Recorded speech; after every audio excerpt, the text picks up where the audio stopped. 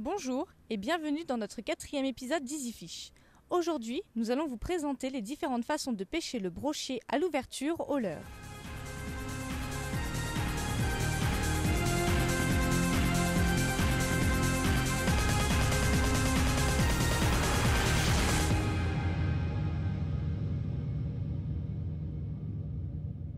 Bonjour Adrien. Bonjour Clémence. Est-ce que tu pourrais nous parler un petit peu de ce poisson ? Alors pas de problème, donc pour commencer, je vais vous présenter un petit peu le brochet. Donc le brochet, c'est un carnassier, un poisson carnassier de la famille des Ésocidés. C'est un poisson qui vit dans les canaux, dans les rivières, dans les étangs, dans les lacs de barrage, qui affectionne les milieux avec pas mal d'herbes, profonds ou non profonds, eau claire ou pas claire, hein, ça vit un petit peu partout, on en trouve quand même pas mal et dans tous les milieux. C'est un poisson dont la taille moyenne aussi varie entre 50 et 70 cm, hein, c'est les poissons sur lesquels on tombe fréquemment, nous en tout cas en pêchant au leurre. Et après évidemment il y a des très gros sujets qui dépassent le mètre, hein, c'est un petit peu le rêve de tous les pêcheurs. C'est un poisson qui se reproduit généralement, après ça dépend des régions, entre fin février et début avril dans les eaux dont la température est comprise entre 8 et 11 degrés.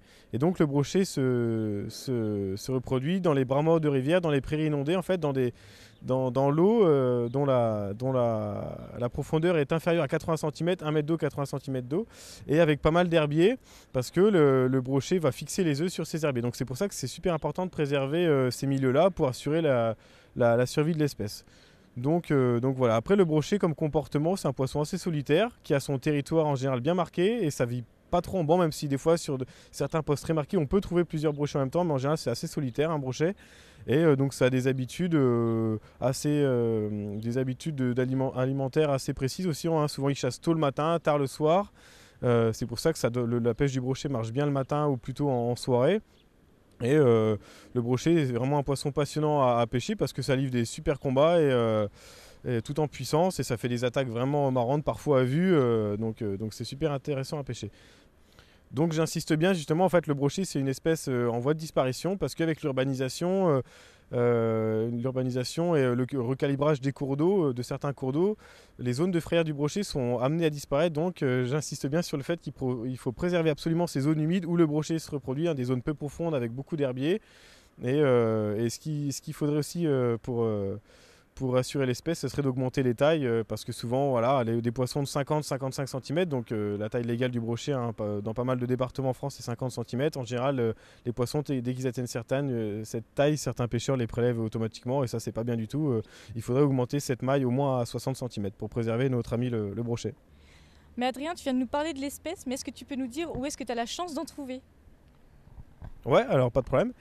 Donc le brochet, hein, donc on en trouve partout, mais c'est vrai qu'il y a certains postes ou milieux où on en trouvera plus. Donc en fait, le brochet affectionne pas mal les endroits avec pas mal d'herbiers, hein, parce qu'il peut se cacher dessous, et vraiment quand il se met en chasse, il a juste à sortir et chasser les petits poissons blancs dont il se nourrit. Donc les brochets, les bons postes à brocher, donc ça va être les nénuphars, hein, les tapis de nénuphars, c'est super bon. En général, il y a des brochets qui se trouvent dedans. Tous les herbiers, les bras morts aussi, les bordures, hein, toutes les bordures un petit peu de plan d'eau sont en général bien pour le brochet. Et après en rivière, on a aussi toutes les entrées de plans d'eau qui communiquent avec des rivières. Tout ça sont d'excellents postes à brocher parce qu'ils peuvent un petit peu communiquer entre la rivière, le cours d'eau principal et le plan d'eau. Mais en tout cas, s'il y a bien une chose à retenir pour le brochet, c'est que partout où il y aura des herbiers, il y aura du brochet. Donc plus un étang, plus il y aura d'herbe dans un plan d'eau ou dans une partie de rivière, et ben on peut être sûr qu'il y aura du brochet dedans, quoi. Un endroit vraiment vide d'herbier, il n'y aura pas beaucoup de brochet, quoi, parce qu'il ne pourra pas beaucoup se reproduire, pas beaucoup se cacher, et il n'y aura pas forcément à manger pour lui, donc ça ne l'intéresse pas. Ce sera peut-être plus des postes à cendre ou de poisson, mais en tout cas, voilà, les bons postes à brochet sont des postes à herbier. Je vais vous présenter un petit peu le matériel.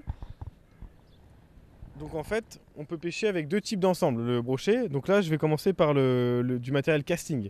Donc le matériel casting, en général, c'est fait pour pêcher avec des leurres assez gros. C'est du matériel assez fort, assez robuste. C'est vraiment super, ça vient des États-Unis. Bon, ça fait déjà une dizaine d'années que c'est connu en France. Alors là, la ligne, on a une tresse. Ouais, on pêche pas mal le brochet en tresse parce que la tresse, c'est pareil, ça a que des avantages par rapport au nylon. Et ce qui est important en bas de ligne, c'est de mettre du fluorocarbone et pas de la crénelle d'acier, parce que même si le brochet en général, c'est des attaques réflexes, donc les avances en acier, ils ne les voient pas forcément, ils attaquent le leurre, bon voilà, c'est pas gênant. Mais dès le mois de mai, souvent on a affaire à des eaux claires et basses, là, comme là en ce moment, les eaux sont super claires et basses, donc Le fluorocarbone, c'est un nylon transparent dans l'eau, donc ça va avoir que des avantages parce que tout simplement les poissons ne le voient pas. Alors par contre, le brochet, ça a des dents, 700 dents bien acérées. Des fois, nos doigts en font un petit peu l'expérience. Donc ce qui est intéressant, c'est de pêcher avec un gros diamètre parce que sinon ça coupe. Donc en bas de ligne, il ne faut pas hésiter à monter avec des gros diamètres, 60, 70, 80 centièmes. Donc là, ça doit être ça c'est du 80 centièmes, ouais, avec une sleeve pour bien passer le fluorocarbone dedans, une agrafe et donc le leurre en bas de ligne. Donc on a ça, donc ça c'est l'ensemble casting, vraiment pour pêcher avec des leurres assez conséquents. Vous voyez le leurre là, voilà, un gros shad directement plombé et monté. C'est déjà du gros leurre, donc forcément il faut du matériel adéquat pour balancer ce genre de leurre. Et voilà, ça c'est du matériel spinning, donc un ensemble classique, dans des grammages assez importants aussi. Donc ça c'est une canne qui fait de puissance 20-50 grammes. Donc pareil avec une tresse et moi j'ai choisi comme bas de ligne de mettre deux longueurs de fluorocarbone. Donc une longueur en 40 centièmes, 1,50 m parce que j'aime vraiment la discrétion, c'est vraiment quelque chose que j'aime. Donc j'ai 1,50 m de bas de ligne en fluorocarbone de 40 centièmes. Et je dois avoir à peu près 80 cm en fluorocarbone de 60 centièmes. Moi je mets pas de sleeve, je fais directement un nœud et une agrafe pour finir et voilà. Ce qu'il faut retenir, c'est que pour le brochet, on peut se faire plaisir avec deux ensembles différents, du casting pour les gros leurres, du spinning pour des leurres un peu plus petits et de la tresse, du fluorocarbone en bas de ligne et le tour est joué. Pour le brochet en général, les cannes, la puissance, il faut commencer sur du 10-30 grammes, même si on peut pêcher le brochet forcément avec du matériel plus léger dans les canaux ou avec des cannes de 5-15 grammes, on peut se faire plaisir souvent l'été avec du brochet quand on pêche un peu en light. Mais voilà, les cannes à brochet en général, en puissance, on commence à 10-30 grammes, 20-40 grammes et si on veut vraiment chercher des beaux poissons avec des leurres assez gros, il faut ça comme puissance. Adrien, dis-nous un petit peu les leurres que tu utilises pour pêcher. Ouais, alors donc pour le brochet, donc là à l'émission on parle bien de technique d'ouverture, donc des leurres un peu spécifiques pour l'ouverture. Donc voilà, en fait à l'ouverture on aura affaire à des poissons qui n'ont pas été pêchés depuis plusieurs mois avec la période de fermeture, donc ils ne sont pas éduqués, ça fait longtemps qu'ils n'ont pas vu de leurre, donc ils seront un petit peu tout foufou entre parenthèses, et ils sortiront aussi de la fraie, donc pendant la fraie forcément ils se seront moins alimentés. Et après la fraie, on va avoir affaire à des poissons affaiblis par la reproduction qui vont chercher à pas mal s'alimenter. Donc il y a deux paramètres qui vont jouer sur l'agressivité des poissons. Le fait qu'ils n'aient pas été pêchés depuis plusieurs mois, ça va les rendre agressifs. Et le fait qu'ils n'aient pas mangé aussi moins mangé depuis plusieurs mois, ils vont avoir faim, donc forcément ils vont être agressifs. Donc on va pouvoir utiliser des leurres assez agressifs, pour des leurres qui brassent un gros volume d'eau, qui se voient de loin, qui s'entendent de loin, et pour pêcher ces poissons. Donc voilà, le leurre par excellence à l'ouverture, ça va être le spinnerbait, avec sa grosse palette, donc là c'est une palette Willow. Bon là il n'y a qu'une palette mais on peut aussi pêcher avec des spinners avec deux palettes. Coloris flashy, un petit trailer pour rajouter encore des vibrations en plus. Et voilà, ça c'est un leurre qui envoie de très gros signaux dans l'eau, qui brasse un gros volume d'eau et qui va faire venir les brochets d'assez loin. Et qui marche très bien à l'ouverture. Après on a le chatterbait, c'est un petit peu de la même famille, c'est des leurres à palette à grosse vibration. Donc le chatterbait palette, le chatterbait c'est pareil, une palette qui va tourner, qui va brasser un très gros volume d'eau, le petit trailer qui va bien et ça à l'ouverture en général ça marche très bien. Alors voilà, parfois l'eau sera quand même assez froide et si de toute façon il faut essayer. On peut pêcher tout de suite avec des leurres agressifs qui brassent du volume d'eau, qui émettent de grosses vibrations. Et si on voit qu'on n'a pas de résultat, forcément on va descendre en agressivité. Donc après on peut attaquer avec un shad à palette. Donc le leurre souple forcément c'est déjà plus discret, mais on aura quand même la grosse palette qui fera des vibrations dans l'eau. Pareil là j'ai eu pas mal de résultats en début de saison avec ce leurre, coloris agressif, pas naturel du tout, incitatif et pas imitatif, rose et vert. On peut essayer ça, un leurre souple à palette. Et si encore on n'a pas de résultat, on va vraiment descendre en agressivité et on va pêcher au leurre souple. Donc voilà, un shad classique de 12 cm et demi, parce que faut quand même pêcher avec des leurres assez gros pour le brochet à l'ouverture, et puis même en général. Si on veut toucher quelques beaux poissons, tête plombée de 12 grammes pour avoir une nage bien planante, parce que pour le brochet c'est très important que le leurre plane bien. Un leurre souple trop plombé n'aura vraiment pas une nage qui va séduire les brochets. Il faut vraiment une nage très planante, que le leurre coule doucement dans l'eau, et c'est ça qui va lui imprimer un mouvement de rolling. C'est un mouvement auquel le brochet est très sensible et qui va les faire attaquer. Donc pareil, deux coloris, Fire Tiger naturel. Donc Fire Tiger quand les poissons sont assez agressifs, et si on voit qu'on n'a pas touché avec du Fire Tiger, du flashy, de l'agressif, on passera à du naturel, donc ça complètement naturel. Voilà, et on a ça. Après il y a encore d'autres familles de leurres qui marchent bien. On a des swimbaits, des poissons nageurs articulés qui imitent vraiment une proie naturelle. Je ne sais pas ce que tu en penses, mais ça imite quand même un petit poisson dans l'eau, ça. Oui. On a ça qui marche bien. Voilà, moi ça on a le Seven, hein, c'est un modèle que j'aime vraiment beaucoup, qui imite parfaitement un gardon dans l'eau, hein. Si on peut regarder dans la rivière, on met ça à côté, ça ressemble un petit peu quand même, avec une animation très spécifique que je vous montrerai après, et qui décide pas mal les brochets quand la pêche est un peu difficile. Bon voilà, il faut jouer sur vraiment de l'imitatif. On a ça. Et enfin, après, on a d'autres catégories de leurres, hein, qui marchent aussi bien à l'ouverture et en temps normal, mais c'est à essayer vraiment à l'ouverture. On a du lipless avec des très grosses billes qui fait venir vraiment les poissons de loin et qui marche très bien quand les poissons sont super agressifs. Mais attention, quand les poissons justement ne sont pas agressifs et pas mordeurs du tout, ça peut les faire fuir plus qu'autre chose. Donc à utiliser vraiment que dans certaines conditions très spécifiques. On a aussi du crankbait, donc c'est pareil, hein. Bon là celui-là n'a pas de billes, mais voilà, avec la grosse bavette ça fait vraiment de très grosses vibrations dans l'eau, on le sent bien avec la canne quand elle vibre, on sent bien que ça brasse un gros volume d'eau, ça. Et on a aussi voilà, un jerrybait minnow avec une bavette, avec une bille assez grave, et en fait les sonorités graves sont très bonnes pour le brochet. Le brochet est très sensible aux sonorités graves, donc c'est pour ça que c'est un leurre qui marche très bien, et pareil que le Seven, on va vraiment le faire nager. Bon, c'est pas le même style de leurre, c'est particulier, mais on va vraiment le jerker avec la canne pour imiter la nage d'un poisson blessé, agonisant, qui va retourner ses flancs. Donc on va vraiment voir un poisson un petit peu mal en point dans l'eau, en train de mourir un peu. Et le brochet, qui peut être aussi très feignant dans certains cas, va attaquer ce leurre-là. Donc voilà, ce qui est important à retenir à l'ouverture du brochet, c'est qu'on commence avec des leurres très agressifs, spinnerbait, chatterbait, lipless. Et si on voit qu'on n'a pas de touche, on descend petit à petit en agressivité et jusqu'à temps de trouver la pêche avec d'autres leurres, hein. Ça peut être du leurre souple ou voilà, d'autres leurres. Mais en général, à l'ouverture, le spinner et le chatterbait, ça marche très bien. Alors maintenant, je vais vous montrer donc comment j'anime mon Seven, parce que j'ai dit tout à l'heure qu'il y avait une animation vraiment spécifique pour décider des brochets, donc je vais vous montrer un petit peu comment je fais.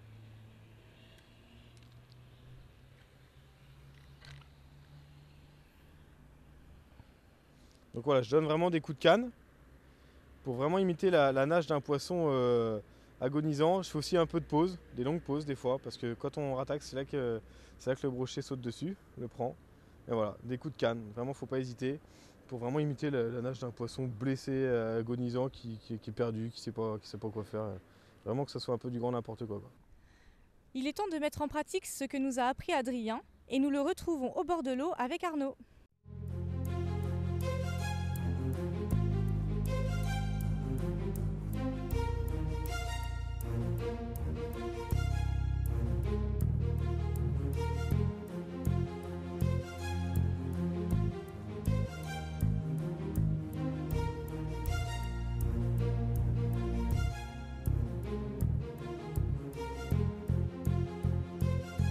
Alors bonjour à tous, aujourd'hui on va faire l'ouverture du brochet dans le canal, je suis avec mon pote Arnaud. Bonjour. Donc on va pêcher au vif parce qu'avec Arnaud c'est une technique qu'on affectionne particulièrement, donc j'espère que tu as amené ton paquet de clopes parce qu'évidemment nous faire pas la touche. Ouais, j'ai les clopes, les bières et puis j'ai été acheter 2-3 vifs là tout à l'heure. Ouais, donc évidemment on rigole, hein. On va pas pêcher au vif, donc là on a amené nos cannes pour pêcher au leurre. Là on est en canal ce matin, donc on va essayer de faire bouger quelques brochets. Et cet après-midi on a choisi de partir un petit peu en rivière parce que c'est quand même beaucoup plus vivant et beaucoup plus sympa. On a déjà eu des bons résultats ici, donc on va essayer là ce matin. Donc voilà, on a chacun, on a à peu près 2 techniques différentes, on va essayer plusieurs choses et on sait qu'il y a de jolis poissons à faire ici, donc on va essayer d'en faire bouger quelques-uns histoire de passer une journée sympa au bord de l'eau.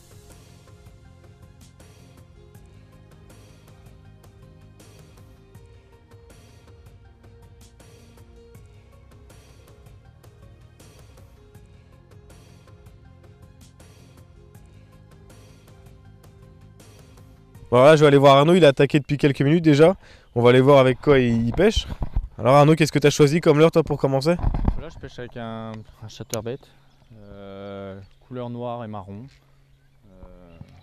Parce que bon, l'eau est teintée, donc j'essaie de jouer sur le contraste en fait.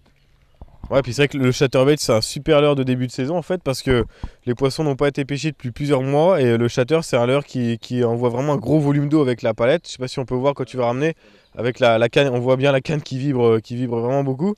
Et c'est un leurre qui brasse vraiment beaucoup d'eau, donc sur des poissons qui n'ont pas été pêchés depuis plusieurs mois à l'ouverture c'est vraiment un leurre qui fonctionne très bien. Ça et le spinnerbait. Donc en espérant que tu vas te prendre une cartouche, moi je vais aller un petit peu plus loin et je vais essayer avec des leurres aussi que j'affectionne pas mal pour le début de saison, puis on verra bien ce que ça donne. Donc moi je vais attaquer au Seven, au Biwa Seven, parce que c'est un leurre que j'affectionne particulièrement sur le brochet en fait, qui joue pas mal sur le côté naturel et imitation de poisson au fourrage, parce que avec une animation vraiment spécifique. On arrive vraiment à reproduire la nage d'un poisson blessé, agonisant, et le brochet qui est quand même assez feignant, surtout en début de saison parce qu'il est fatigué par la fraie et il a besoin de s'alimenter. Et c'est un poisson feignant le brochet, donc en général ils aiment bien ce genre d'animation et ils n'hésitent pas à attaquer ce leurre.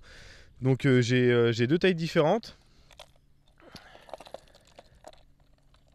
Et on va voir la taille qui fonctionne aujourd'hui parce que les poissons blancs sont en train de frayer. Donc en fait on va voir s'ils préfèrent une petite taille ou une taille plus conséquente. Je vais attaquer avec cette taille là. Et si je vois qu'au bout d'une demi-heure, trois quarts d'heure, j'ai aucune touche, aucun suivi, aucune attaque, je passerai à une taille plus petite qui fera sûrement bouger plus de poissons. Donc voilà, moi je vais attaquer avec ça. Et on verra bien ce que ça donne.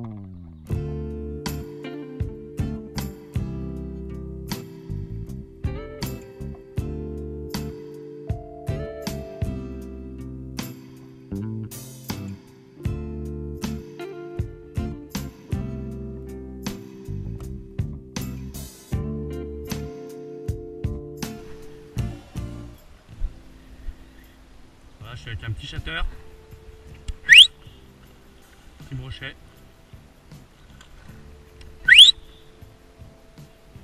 Voilà, un petit shatter dans les nénuphars.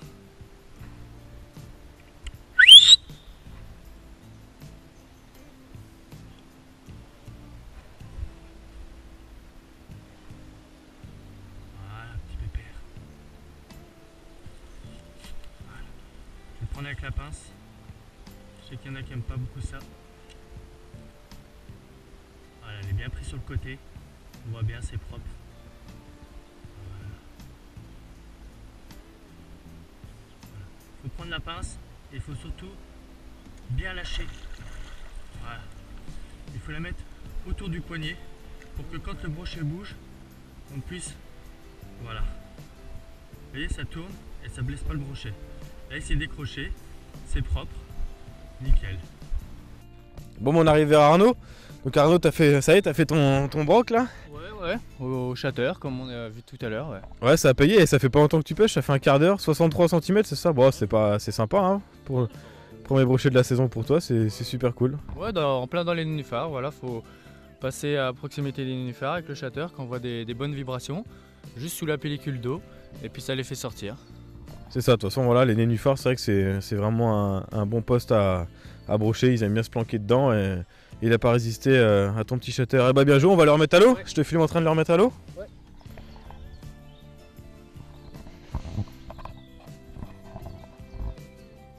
C'est pas celui-là qui fera des quenelles. Ah, tu le gardes pas?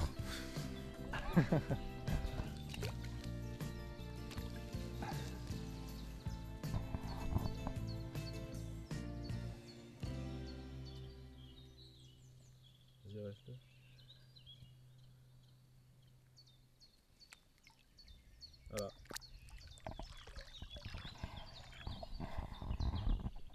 Il m'a bien joué? Ouais. C'est cool. Ah putain.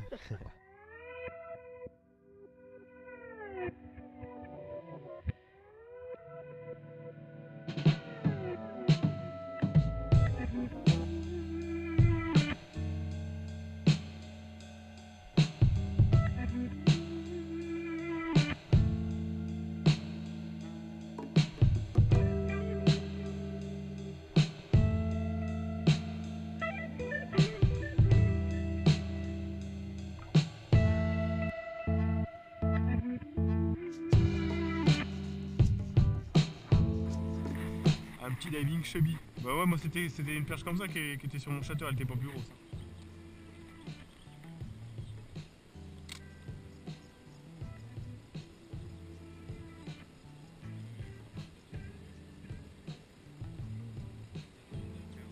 Tiens, poisson.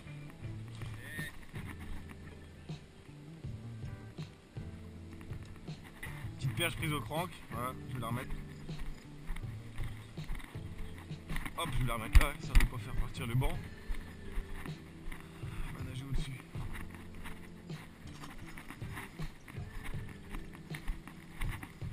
Allez. Petit poisson.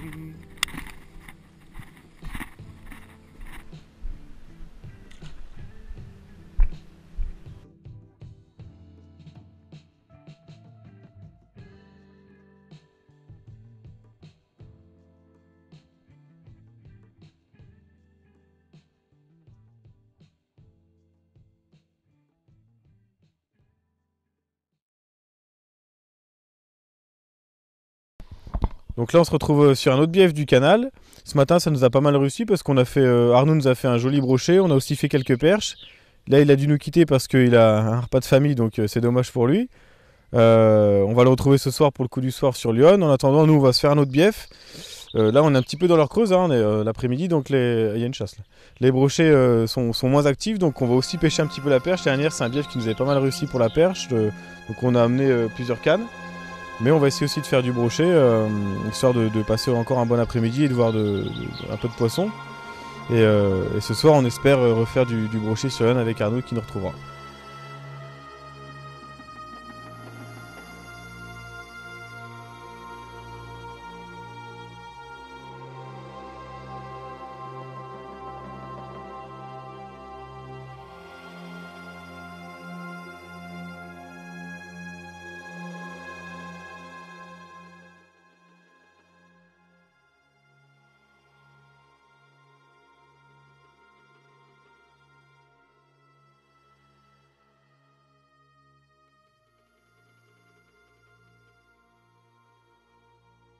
Bon là on arrive sur la fin d'après-midi, on a descendu tout le bief, on est en train de le remonter, on n'a pas vu un seul brochet, on a essayé pas mal de choses, hein, du leurre souple, du swimbait, un petit peu de tout. On a vu quelques perchettes qui suivaient en bordure, on a pêché un petit peu aussi la perche. Là comme vous le voyez derrière, le temps a l'air un petit peu de changer, on dirait qu'il y a un petit orage qui se prépare, le vent commence à souffler. Donc en fait ce qu'on va faire c'est qu'on va passer en mode power fishing et on va essayer donc le poisson semble un petit peu s'activer, on espère que le poisson va s'activer avec la baisse de pression atmosphérique et le temps instable qui est en train de s'installer. Donc en fait on va passer en mode power fishing. Donc le power fishing qu'est-ce que c'est? C'est prospecter des grandes étendues d'eau rapidement avec des leurres de prospection de réaction de type crankbait, spinner, lipless. Donc voilà, moi je vais essayer au lipless. Ça c'est un flat shad et j'hésite pas à mettre des coloris flashy qui contrastent avec le milieu, surtout comme vous le voyez l'eau est super claire, l'eau est transparente donc ça va bien contraster avec le milieu. Et voilà, je vais lancer, je vais ramener rapidement et pêcher super rapidement pour essayer de voir si les poissons s'activent avec le temps orageux qui s'annonce un petit peu loin, en espérant faire un ou deux brochets en remontant le bief parce qu'en descendant on n'a vraiment rien vu quoi, donc on est un petit peu déçu. Voilà, donc on va essayer.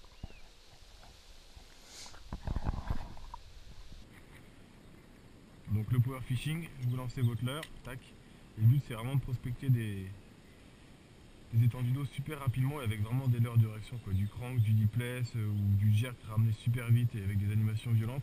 Et de faire vraiment bouger les poissons actifs, quoi. Là on n'essaie pas de pêcher les poissons pas actifs et d'insister sur les postes pour les faire monter ou bouger. C'est vraiment d'essayer de prospecter le maximum d'eau et de faire bouger les poissons actifs, quoi. Donc voilà, on marche rapide et on lance, on ramène.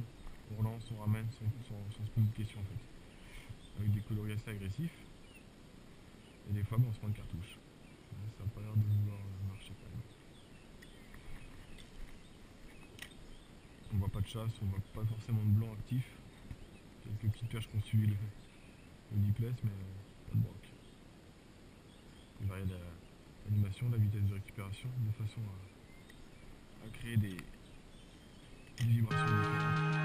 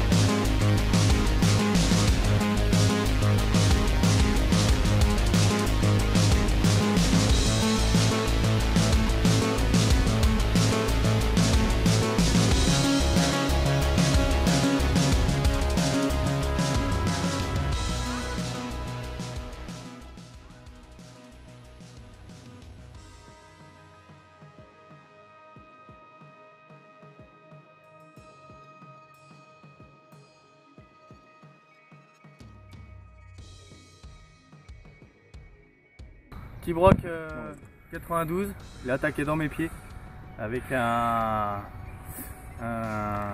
kétek. Avec un kétek blanc, non, c'est ça? Blanc, kétek blanc, ouais. Je me rappelle plus du. C'est un swim impact, un gros. Swim impact, un kétek swim impact blanc. Il est magnifique en tout cas. Il a attaqué dans mes pieds, beau combat. Beau brochet de rivière, c'est parfait. Super. Bien gras, comme il faut. Bon, on va le remettre à l'eau. Ok, 92 cm, c'est vraiment top pour l'émission. On va voir mon pote. Façon de faire. Oxygène-le un petit peu. Oh, il va bien repartir. Bien piqué, de toute façon il est sur le bord de la gueule, donc c'est parfait. Ah bah, Et voilà, il demande pas son reste. c'est propre. Bon bah du coup notre ouverture du brochet touche à sa fin ce soir là. On a fait un petit peu de poisson, bah, surtout toi parce que t'as dû nous quitter cet après-midi, mais au final t'es revenu un petit peu plus tôt que nous et t'as fait un super brochet dans Lyon, donc enfin encore bravo à toi sincèrement pour l'émission, c'est vraiment top, il était vraiment joli. Et ce matin tu nous as aussi fait un brochet, après on a fait quelques perches, donc on a vu un petit peu de poisson, donc c'est une ouverture sympathique dans le canal et après dans Lyon. Donc je sais pas ce que tu en penses un petit peu Arnaud de cette ouverture. Bah ouais, vraiment sympa avec pas mal de poissons. On a fait plusieurs spots différents, que ce soit de la rivière, du canal, plusieurs techniques. Donc pour les 2 leurres du jour, ça aura été le chatter qu'on aura plutôt utilisé moi personnellement ce matin dans le canal. Et puis pour ce qui est du plus beau spécimen, Swim Impact, Ketek. Donc qui a attaqué en plein dans les jambes, un leurre de confiance et puis ouais, une belle journée, une super journée. Et mon Seven il a nagé mais il s'est pas fait démonter, donc là par contre moi, ça sera plus tard, je me fais pas de soucis pour ça. Je m'en fais pas non plus. Et bah voilà, on espère que cette année ça va être super sympa, qu'on va faire pas mal de poissons et qu'on va passer. Ouais, et puis vous aurez appris des choses surtout aussi. Et puis on va voir pas mal de poissons et une bonne saison à venir quoi. Voilà, allez, bonne soirée, au revoir.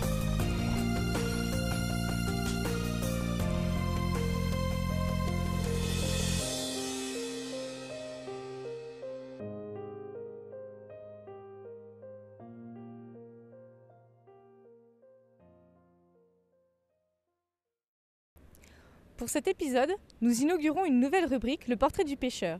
Et pour cette première, c'est François Lafont qui nous a fait la gentillesse de se prêter au jeu. Salut François. Salut Adrien. Donc toi tu pêches principalement le brochet, en l'occurrence les très gros brochets, tu es spécialiste un petit peu dans cette traque de ce genre de poisson.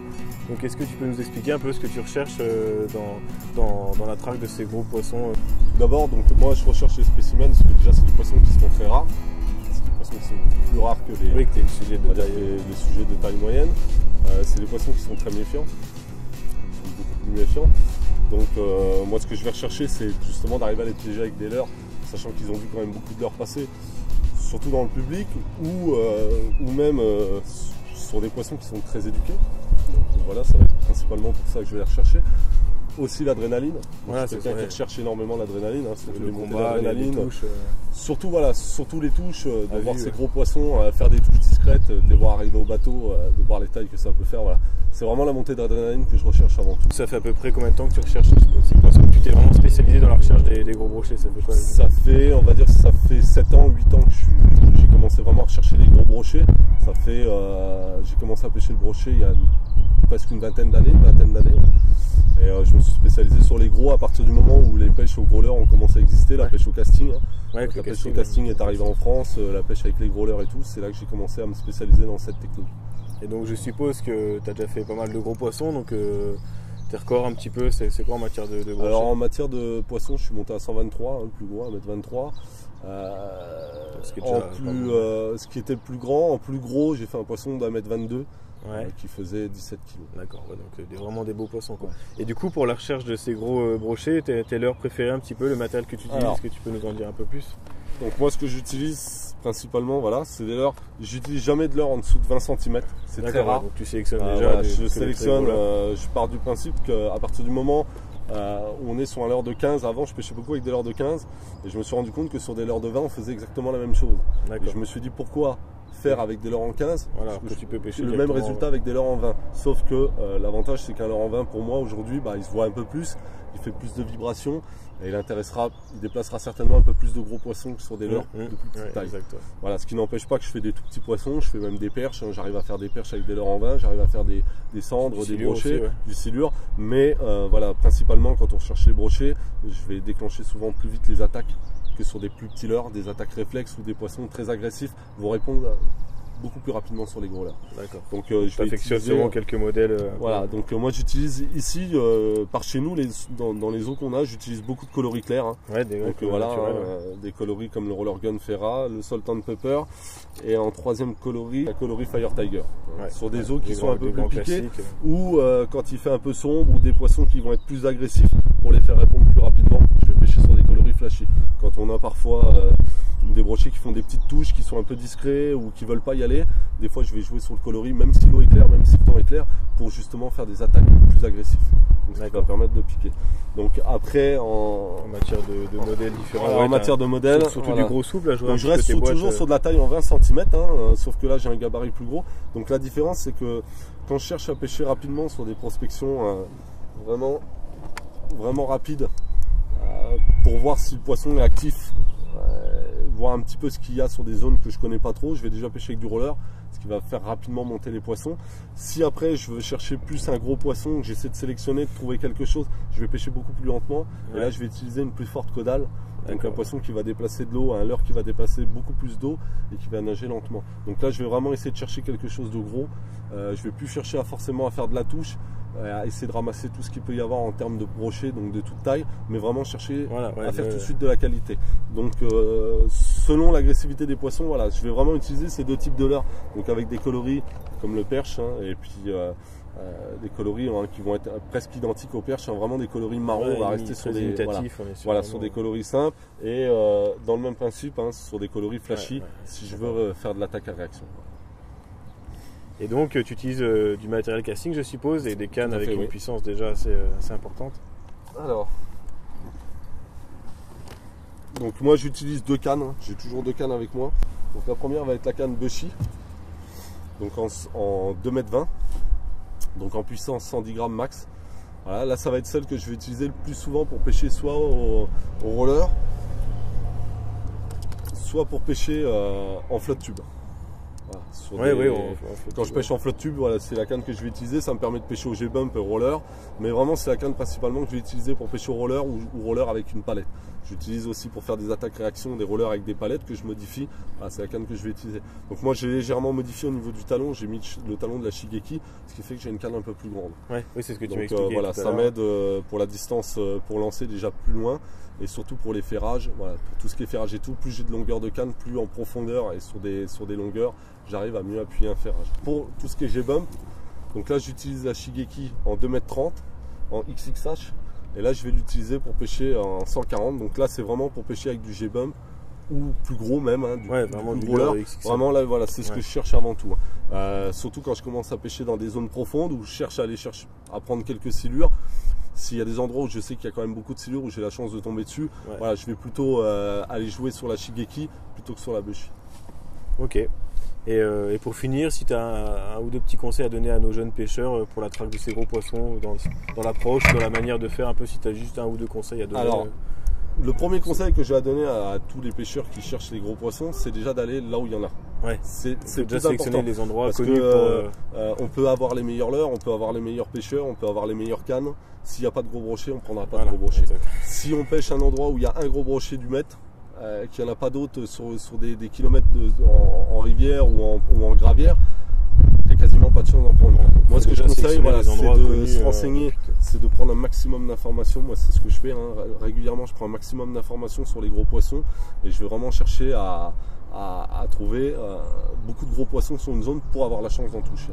Ça c'est la première chose que je peux donner comme conseil. Et la deuxième, c'est de pêcher avec des bons leurres, des leurres de bonne taille. Faut pas avoir peur de faire des capots. Hein. Au début, moi j'ai commencé, je faisais beaucoup de capots parce qu'il n'y avait pas de brochet dans les zones, ou soit parce que les leurres, comme ils sont gros, on ramasse pas les petites perches, on ramasse pas les petits brochets de toute petite taille. Donc on va vraiment chercher un peu plus gros. Mais voilà, le conseil que j'ai à donner, c'est de pêcher là où il y a une belle quantité de beaux poissons et surtout d'insister, d'être patient et de pêcher avec les leurres en conséquence. Ça finit forcément par payer. Voilà, exactement. Arrivé à un moment ou un autre, il y a toujours un jour où on va tomber sur une fenêtre d'activité d'un gros poisson ou quelque chose, et il ne faut pas baisser les bras. Et quand on prend son premier gros poisson, on commence à prendre confiance, et par la suite on en fait 2, 3, et ça se fait petit à petit avec la connaissance. Ouais, attention, il n'y a pas de secret. Ouais. Je te remercie pour ces quelques minutes que tu nous as accordées. Merci à toi, un petit peu ta pêche. Merci beaucoup.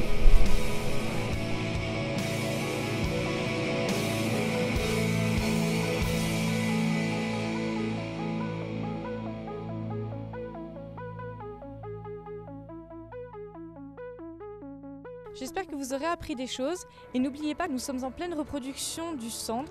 Donc si vous en pêchez un et qu'il est noir, c'est que c'est un sandre charbonnier. Donc relâchez-le immédiatement et changez de poste. Nous nous retrouvons le mois prochain pour la pêche du Schwen et en attendant, abonnez-vous!